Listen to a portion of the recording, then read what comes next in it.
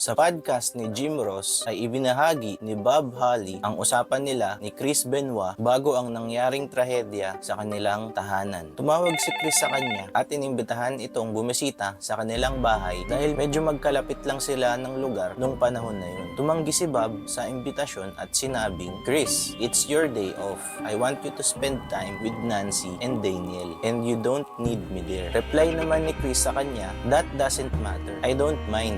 Nancy doesn't mind.